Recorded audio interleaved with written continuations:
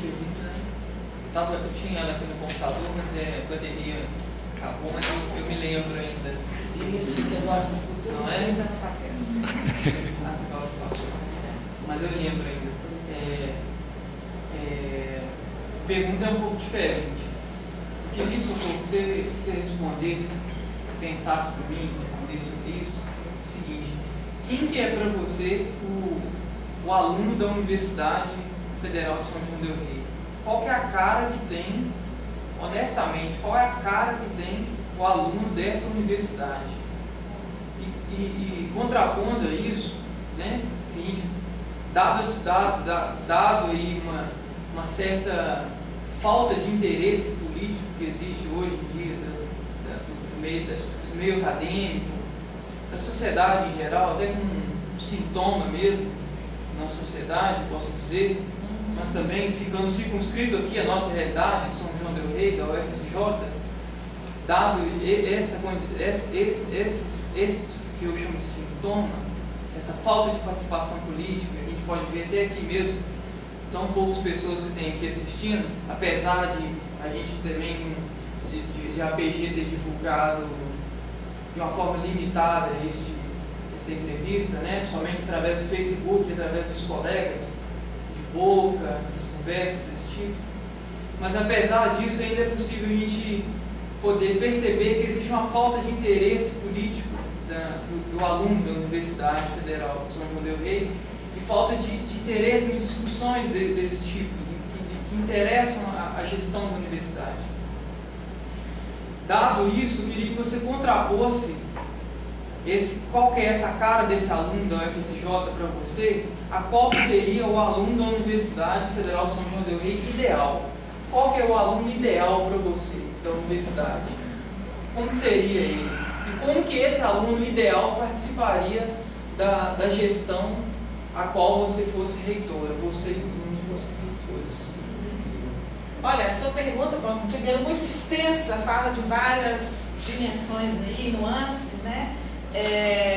Bom, eu acho que a cara do aluno do UFSJ é um aluno diversificado, quer dizer, é um aluno que vem de culturas diferentes, de classes sociais diferentes. A gente não pode dizer hoje, né, que a universidade, existiam estudos mostrando que o perfil do aluno da universidade era basicamente um perfil do aluno trabalhador, mas a gente tem, sim, alunos de classes socioeconômicas mais favorecidas também, principalmente com a entrada de determinados cursos de graduação na instituição, para falar um pouco sobre isso. Quer dizer, é um aluno diversificado, mas eu diria que a maioria ainda é um aluno trabalhador. É um aluno que depende fundamentalmente da assistência estudantil para ele permanecer dentro da universidade. Se ele é um aluno trabalhador, e aí eu posso falar muito do aluno ao qual eu estou acostumada a lidar, que é um aluno mais das ciências humanas ou da pedagogia, é um aluno que passa o dia trabalhando e chega na universidade de noite. Portanto, o tempo dele é muito reduzido para ele se envolver com toda a dinâmica da instituição, inclusive para fazer pesquisa,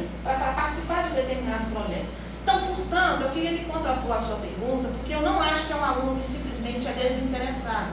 É um aluno que está sujeito a determinadas condições socioeconômicas, né, principalmente, e de trabalho, e que faz com que ele não tenha, talvez, o tempo que a gente gostaria. Já falando do aluno ideal, é muito difícil, né? Porque para mim, eu sempre gosto de trabalhar com aluno real. Eu me recuso a essa coisa de achar um aluno ideal, quer dizer, vamos pegar os alunos das grandes instituições, o aluno ideal é o da USP, não sei, o aluno ideal é o da UFRJ, é o da UFMG, não sei. Para mim, o que interessa para quem é professor dentro da instituição é o aluno real. E o aluno real vai variar a partir dos cursos aos quais ele está inserido, né? Se ele é um aluno de um curso integral, se ele é um aluno de um curso noturno, é isso que nos interessa. E a partir daí, pensar políticas para motivá-lo a participar e ser ouvido. Porque é verdade, talvez você tenha um pouco de razão, de que o interesse não é tão manifestado, mas eu não sei, eu acho que o aluno hoje, independente da diversidade que o constitui, ele é um aluno que tem muito acesso, por exemplo, à internet, né, às redes sociais. Ainda que ele esteja o dia inteiro trabalhando e à noite no curso, de alguma forma eu acho que ele tenta acompanhar os processos de discussão na internet. E eu estou querendo me remeter agora aos próprios processos agora do processo de eleição para a reitoria. Eu acho que tem muito aluno, está muito surpreendente para mim a participação dos alunos, por exemplo, no Facebook. Então eu não tenho essa visão de que o aluno ele é um aluno simplesmente apático. Eu concordo que no plano nacional a gente possa encontrar esses aspectos no perfil do aluno. Mas quando a gente toma o aluno real, e aí eu queria talvez fechar o meu tempo de fala aqui, não sei quanto tempo ainda tem, mas é convocando os alunos a participar cada vez mais. Se não tem tempo de ir nos debates, que vão aos debates, mas se não tiver tempo, acompanhe o que está sendo discutido nas redes sociais, acompanhe o que está sendo enviado por e-mail, pelo correio do Comitê Eleitoral, né, que está conduzindo essas eleições, porque é a decisão do aluno, né, em votar e escolher uma determinada chapa para os próximos 4 anos, vai afetar a vida do aluno profundamente. O aluno ele fica na instituição em média 4, 5 anos, portanto ele tem que realmente aproveitar essa oportunidade que é única. É provável que ele não vá viver 2 vezes dentro da instituição essa mesma oportunidade. Então eu gostaria de realmente convocar os alunos a participarem cada vez mais, porque eu acho que nesse processo, mais do que nos outros, a voz está muito claramente colocada. O espaço para o protagonismo dos alunos nessas eleições está muito bem colocado, né? Ou seja, tem discussões sendo feitas na internet, tem 6 debates sendo realizados. Eu espero que os alunos participem, analisando criticamente os materiais que estão sendo distribuídos, analisando criticamente o que está sendo dito nos debates, né? As contradições provavelmente que existem quando você escreve, quando você está lá debatendo, e participe. Para mim, então, eu tenho muita dificuldade de entender o aluno ideal. Para mim, ele é sempre... não ajuda muito. Para mim, o que ajuda mesmo é você ter muita noção do que é o aluno que você tem em mãos na sua sala de aula. É com ele que você vai trabalhar. A relação pedagógica que você vai desenvolver com ele tem que ser baseado naquele aluno. Portanto, temos que conhecer o aluno que está próximo de nós, no qual a gente está trabalhando como docente, e temos sim que conhecer o perfil do aluno da UFSJ, porque a UFSJ também padece de uma coisa que é a falta de estatísticas. Se a gente quiser conhecer o perfil do aluno hoje na instituição, você tem que você mesmo consolidar os dados. Eles estão lá, mas você tem que individualmente buscar a consolidação. E é assim para todos os outros setores, para os técnicos, para os professores. A gente tem muita dificuldade de ter esse perfil estatístico, só que ele não bate necessariamente com o aluno real que você tem. Então é importante estar atento a isso. Há um perfil, mas também ao aluno com o qual você está lidando no dia a dia. E na qualidade de gestora da instituição, eu acho que a gente tem que promover políticas que subsidiem a estadia dos alunos dentro dessa instituição, principalmente os alunos mais necessitados. Para isso, a gente tem instrumentos muito claros para detectar quem é que realmente é necessitado e o que precisa ser feito nessa instituição para subsidiar o aluno da UFSJ. Uma instituição que ainda não tem restaurante universitário nem moradia estudantil. Portanto, estamos falando de coisas básicas que uma instituição que pretende ser de qualidade, pública e gratuita efetivamente, tem que dar conta, né? E aí eu gostaria de fechar, ainda tem mais alguns minutos, gostaria de fechar dizendo mais uma vez do que a gente falou no início desse debate. Como vamos dar suporte para o aluno, considerando os recursos que a gente tem? Por que os recursos que foram destinados ao Reúne, que eu aprovei dando meu voto no Conselho Universitário, não foram aplicados para o bem dos alunos da instituição UFSJ? Gostaria de esclarecimento justamente a esse ponto que você colocou, né? Como que os candidatos irão ampliar essa comunidade do aluno permanente na universidade e ampliar principalmente a assistência estudantil, para que esse aluno que tem um perfil de aluno trabalhador ele consiga se manter na universidade. Para que também, além de ele ser um aluno que tem assistência estudantil, né? Porque também existem os alunos que não precisam de trabalhar, que conseguem se manter de alguma forma e que poderiam ter mais tempo disponível para a vida política da universidade, né? Então, a vida acadêmica, né, que esse que é o aluno trabalhador, da vida acadêmica, e pesquisa. Então, eu responderia isso de novo voltando ao nosso programa, que é ele que nos dá sustentação para o que a gente está propondo para esses próximos 4 anos. Eu acho que o Vinícius está muito preocupado com essa coisa de convocar os alunos a participarem. A gente está propondo aqui, por exemplo, para ampliar a forma de participação dos alunos nas instâncias acadêmicas, né? Aquele ponto que eu li há pouco sobre o nosso programa, em que um determinado segmento, conseguindo 3% de um abaixo-assinado, pode propor alterações normativas. Eu acho que isso é uma forma de mobilizar o segmento dos estudantes a participarem da vida universitária, da vida acadêmica. Estamos propondo aqui, nas propostas relativas a alunos, direcionadas para alunos, negociar um formato de representação dos alunos nas unidades acadêmico-administrativas, que no caso da UFSJ é inexistente, né? O aluno participa dos colegiados de curso, evidentemente, mas dos departamentos eles não participam. Isso também, Vinícius, é uma forma de você trazer o aluno, mostrar que a voz dele não é uma voz simplesmente ouvida sonoramente, mas é uma voz que pode ter consequências decisivas na vida acadêmica da instituição. E mais, ainda sobre infraestrutura, eu gosto sempre, quando me perguntam sobre a questão da assistência estudantil, eu gosto de ampliar, porque eu acho que não adianta o aluno ter só RU e ter moradia estudantil se ele não tem espaço de estudo, se ele não tem um ambiente de estudo adequado dentro dessa instituição. E eu diria que, invariavelmente, nenhum dos campos, nem na sede, nem fora da sede, oferece estudo, ambiente de estudo adequado para que os alunos possam se dedicar a se formarem, né? A aprenderem, a produzirem conhecimento, e para isso o ambiente físico ele é fundamental. Então a gente pretende realmente ampliar as condições, não só de estadia do aluno dentro da instituição, mas fundamentalmente de uma estadia com qualidade em termos de produção acadêmica.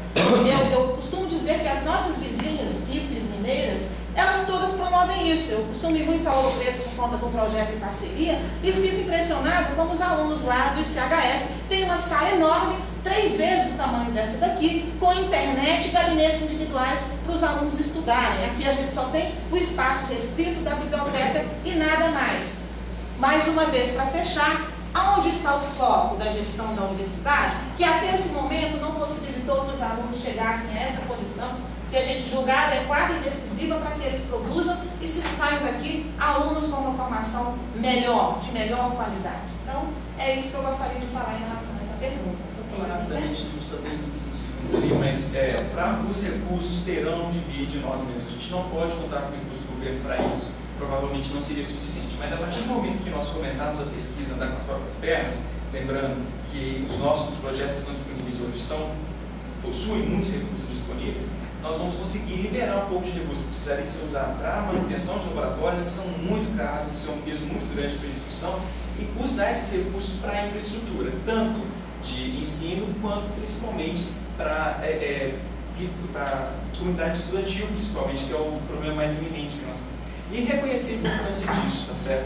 Lembrando sobre o original, a gente não pode mudar o aluno que nós teremos, isso seria... O professor não pode pensar dessa maneira. Agora, o que o professor tem que reconhecer é que ele tem um estudante, que é uma pessoa, que tem seus problemas pessoais, suas limitações, e nós temos que ir atrás de conhecer esses alunos, todos eles, e implantar políticas adequadas.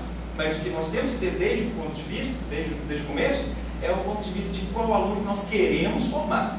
Então, nós conhecemos esse vasto mundo de estudantes que nós recebemos, que agora o aluno que nós queremos formar é esse aluno de excelência. Essa visão tem que estar clara, né? E também a visão de quem são eles no começo. Isso que é mais importante. Obrigado.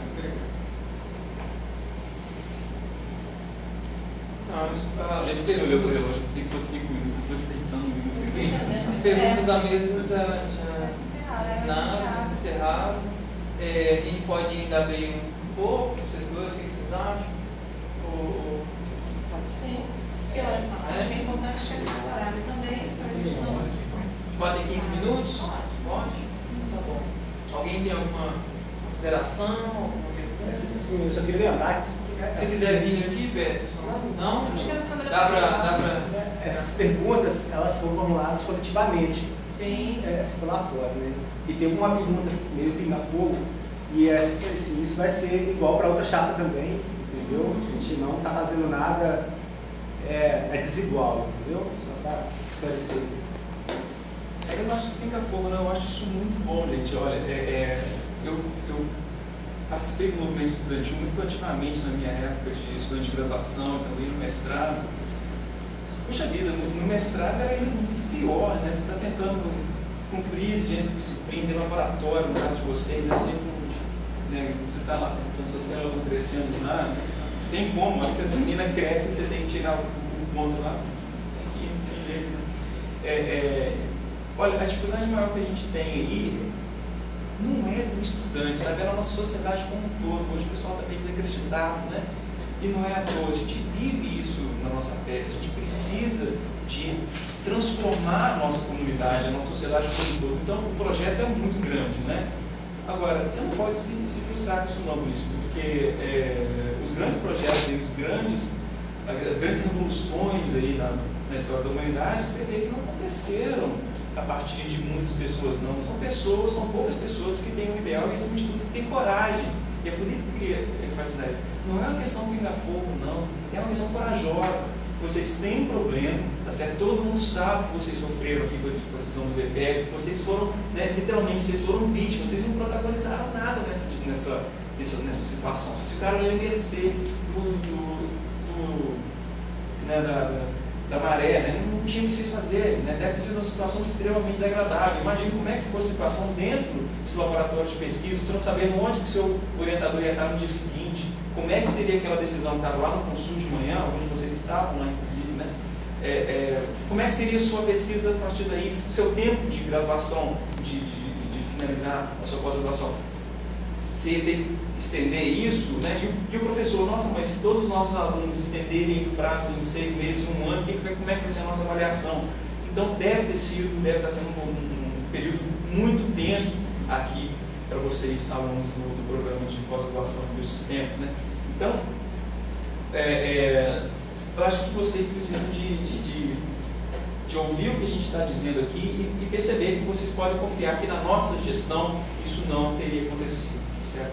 Não teríamos ouvido uma parte só, não teríamos imposto essas decisões, né, utilizando o Conselho Universitário para torná-las listas e que a partir de agora, né, a gente reconhece o tamanho do problema. Nós já ouvimos o problema do ponto de vista de diferentes setores de Sete Lagoas, que até Sete Lagoas vê esse problema de uma maneira diferente.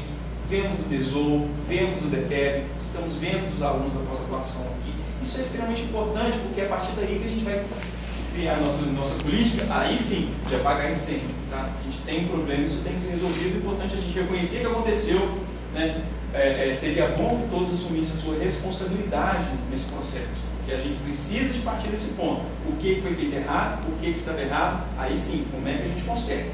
Se não tiver essa fase, aí a gente vai ter que consertar sem poder perder tempo em empurrar a responsabilidade para os outros. A gente vai ter que assumir isso como um problema de responsabilidade institucional, tá certo? É mais difícil?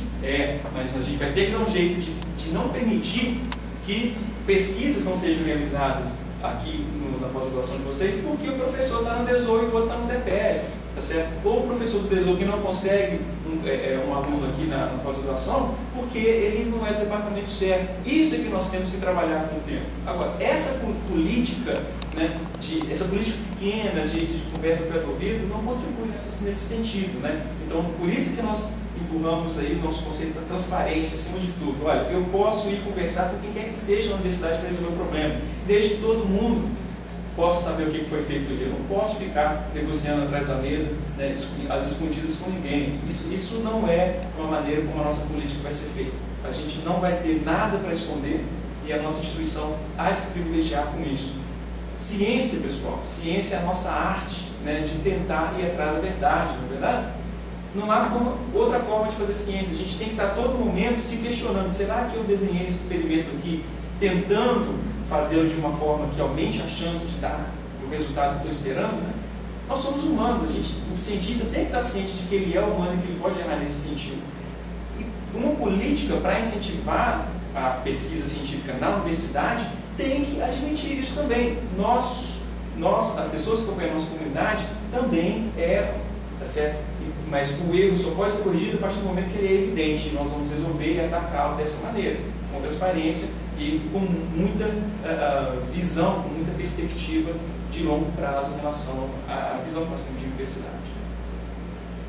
Obrigado. Alguém tem mais alguma? Eu tenho uma pergunta para o professor Kelson, representando na PG dos alunos de doutorado. Kelson. O seguinte, então, eu tinha várias, mas eu não quero começar por essa, pelo seguinte: vocês falaram da questão de estruturação de laboratórios. Eu acho fundamental e queria saber como que vocês planejam a execução disso. Eu vou te dar um exemplo prático. Aqui eu trabalho mais com simulação computacional, mas tem um pessoal que trabalha lá embaixo com cultura de células. E, por exemplo, um problema real que a gente tem aqui é que ao menor pico de energia, a gente perde tudo que faz. Tudo que faz.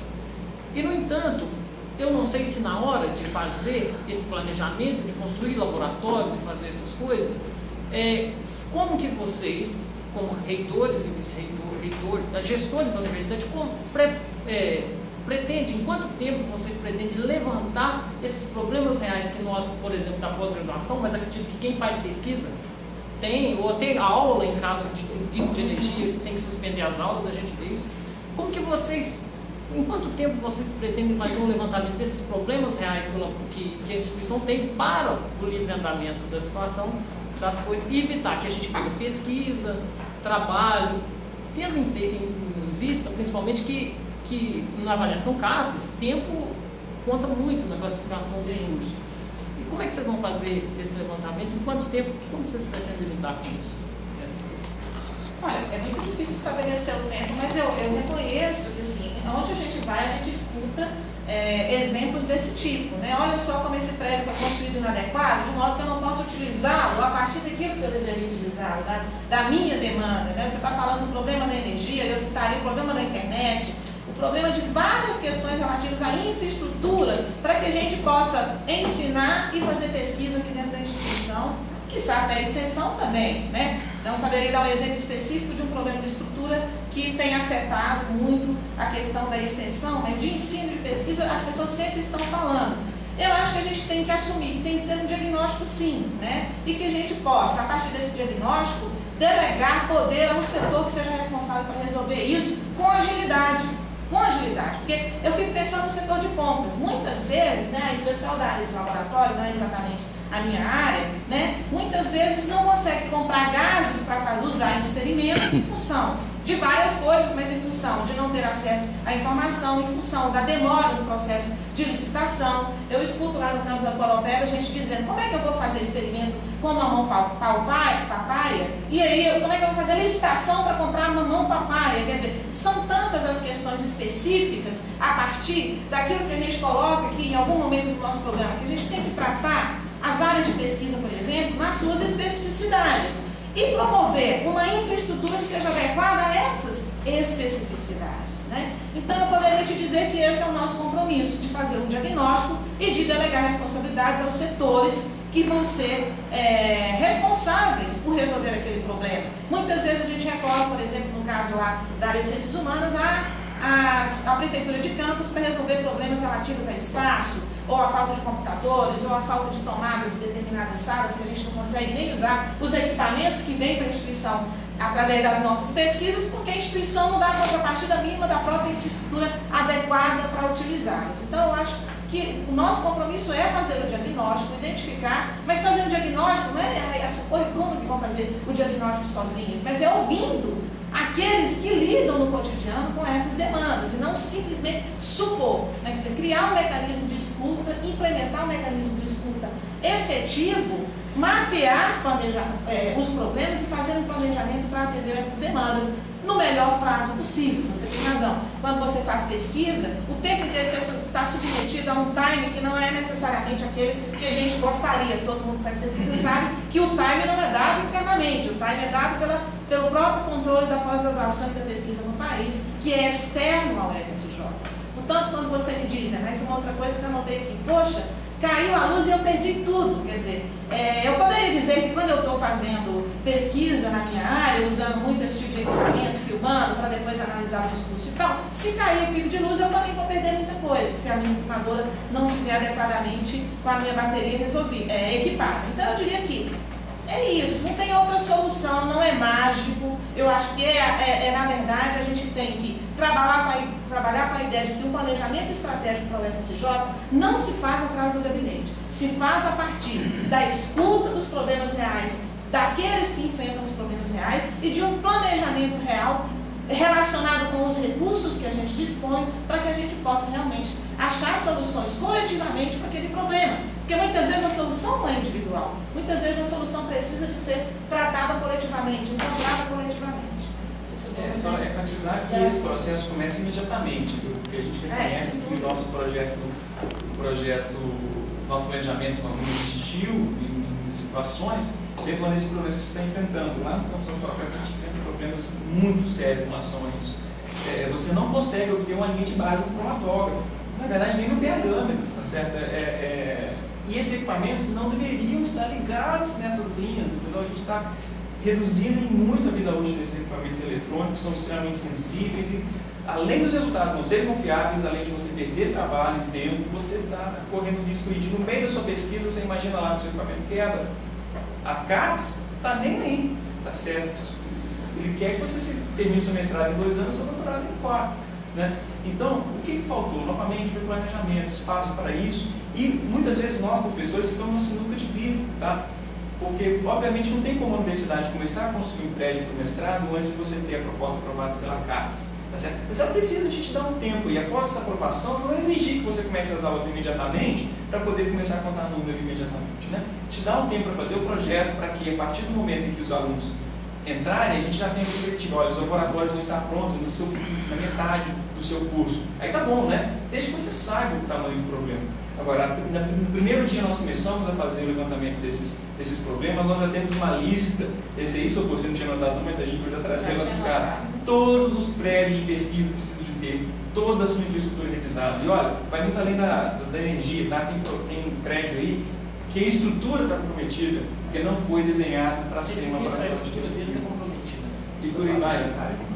Então, tem situações dessas aqui, né, que às vezes, mas quando houve planejamento, eles estavam... Quando a gente se agaçar. Foi isso que me passou pela cabeça. Mas planejaram a distribuição de carga inadequadamente. Então era para a sala de aula, você vai querer colocar um equipamento lá, nem é muito pesado, 300, 400 quilos, e não há perspectivas. Então, a gente tem problemas sérios que precisam ser levantados, tá bom? Não dá para compreender em tempo, porque realmente a gente não está dentro, não tem como fazer uma estimativa de tempo para resolver todas essas coisas que a gente não conhece, mas nós vamos fazer, e a partir do primeiro dia, que nós temos certeza que a gente vai colocar pessoas competentes lá, esse processo começa a ser realizado. Eu queria aproveitar esse vídeo aqui, uma recomendação que eu também, o Kelson e eu somos do mesmo programa, e coisas que já aconteceram assim, talvez nem tenha sido da administração, mas que se vocês forem leigos, eu também vou fazer a mesma recomendação para os outros professores, tomar muito cuidado com os processos licitatórios para a compra de equipamento, porque nós recebemos aqui, por exemplo, um lote de equipamento chinês que metade vai ser mencionado. Então, de repente, se tivesse comprado equipamentos de qualidade, né, tivesse uma licitação mais detalhada, talvez seriam menos equipamentos, mas equipamentos que funcionariam melhor, que estariam funcionando até hoje, por exemplo. Né? Então, a gente queria já encerrar a partir daqui, então você já responde o Vitor já com suas considerações, tá? Aí, Vitor, isso é muito importante porque a gente não tem essa cultura de respeito ao tempo dos projetos, então às vezes as coisas chegam lá, o professor tem que fazer fazer lá 3 cotações para equipamentos computadorizados, R$750 mil, sabe? E, enfim, é por isso que essas coisas acontecem. Tem para ensino, na verdade, o equipamento se for comprado pela própria. Exato. É porque esses recursos vêm assim do nada, sabe? Não vem do nada, mas você não estava esperando.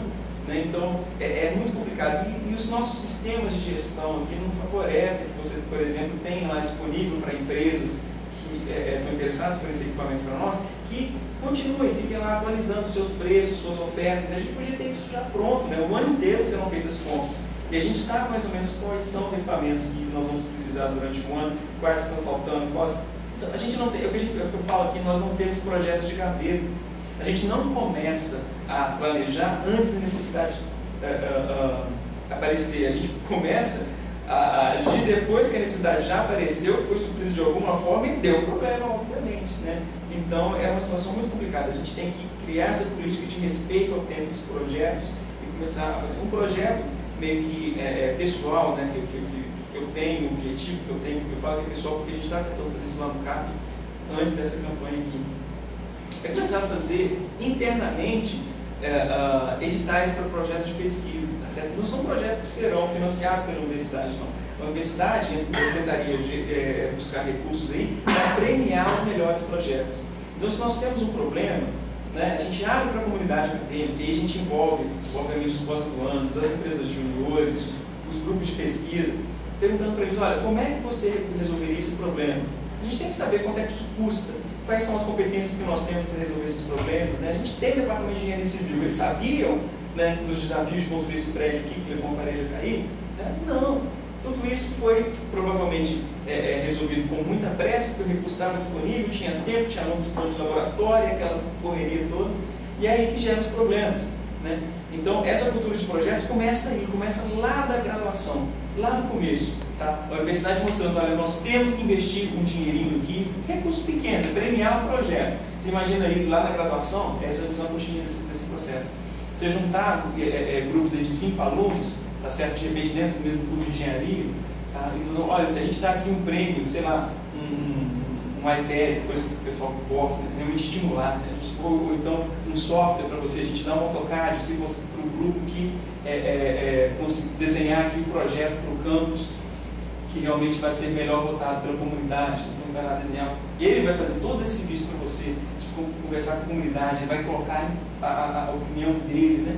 Então, e aí a gente está dizendo, olha, projeto tem valor, certo? O tempo que você dedica a planejar e a organizar os seus pensamentos, a adequar os seus objetivos ao que é possível, né, de acordo com a sua especialidade, tem muito valor. E a instituição hoje não faz isso. A gente não tem um projeto de gaveta, tá certo? A gente tem aquele negócio, apareceu o dinheiro, a gente sai correndo para tentar gastar. Não vai dar certo, vai ter problema. Gera ineficiência, a gente perde os prazos, nós perdemos oportunidades muito grandes justamente por não sabermos o tamanho do problema que nós estamos vivendo. Tá? Eu gostaria então de terminar agradecendo muito vocês, parabenizando novamente pela iniciativa, tá certo? Isso é uma oportunidade que nós temos de fazer aquilo que combater esse problema que está incomodando tanto o Vinícius, né, que os colegas não participam. Então, olha, a gente está mostrando que isso é importante, nós estamos aqui, para nós é um sucesso que o Vinícius teve, poderia ser um aluno, poderia ser só você, para nós que já tem valor, porque o trabalho do professor é assim mesmo, tá certo? A gente vai de um em um, nós vamos devagarzinho, os nossos objetivos são tão grandes, tá certo? Os nossos princípios são tão amplos, né? Imagina o impacto que um estudante para qual você der o aula pode ter no mundo, né? Então é isso que estimula o professor. Então, para a gente, o tamanho do público na sala de aula não conta não, porque olha, a gente fica sempre com aquela ideia assim, não, eu vou rir por último, daqui a 20 anos é esse aluno que estava aqui, que veio na minha aula sexta-feira à noite, antes do carnaval, né? É esse aluno que vai fazer diferença no nosso mundo. Eu tenho certeza que esses são vocês. Nossos objetivos aqui são grandiosos para todos vocês, para a nossa instituição, e então qualquer situação, cada momento que nós temos para conversar sobre a nossa visão de universidade, nós temos certeza que nós estamos tornando a nossa campanha vitoriosa. Se separe então que o meu conceito de vitória vai muito além de vencer a batalha dos votos ou não, mas sim de impor à nossa instituição a discussão das ideias, o debate, né? Então tornar a nossa instituição capaz de alcançar todos os princípios, esses objetivos de excelência que nós temos certeza que fazem parte do nosso destino, do nosso futuro próximo. Obrigado, Bruno. Vamos dar de conclusão a 5 minutos também? Bom, eu queria também fazer minha fala final agradecendo muito essa oportunidade de uma associação recém-criada, mas que já começa muito bem, né, envolvida, de certo modo, com o processo de escolha dos próximos reitores e vice-reitores da instituição, promovendo como mediadora, que eu acho que é a função que uma associação de alunos de pós-graduação deve ter, é de ser mediadora em todos os processos.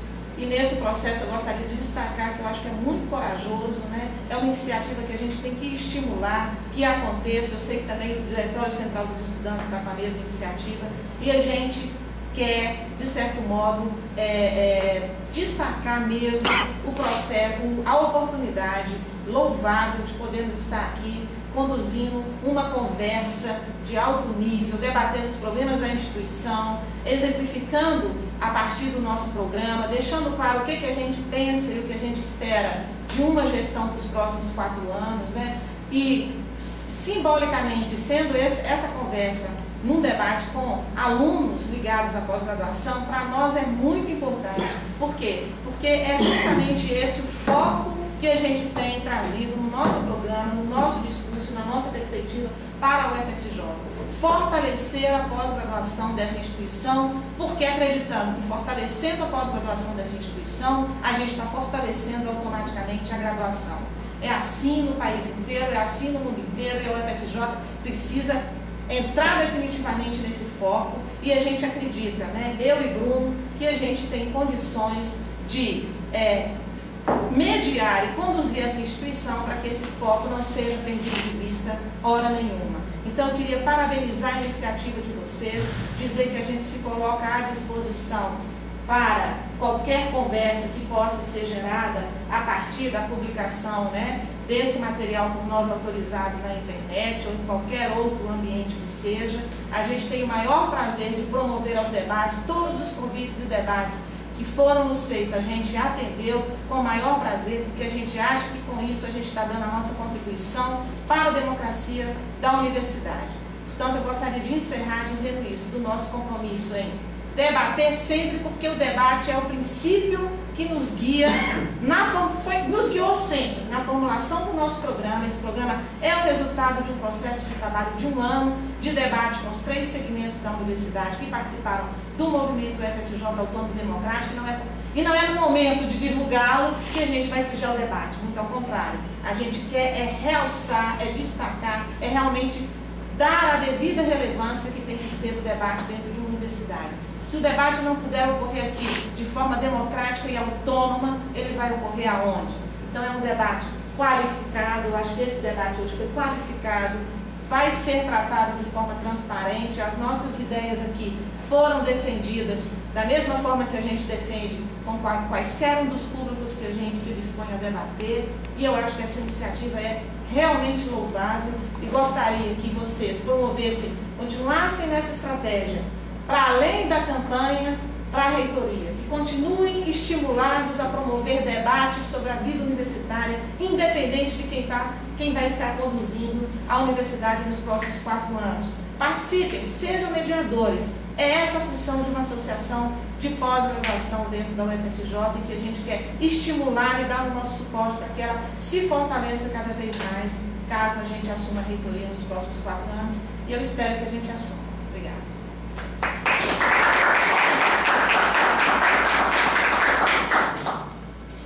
A gente agradece, né? A gente agradece a participação da Cipor e do Bruno aqui. Agradece vocês por estarem aqui assistindo, gente. E espero que possa ter contribuído de alguma forma, assim como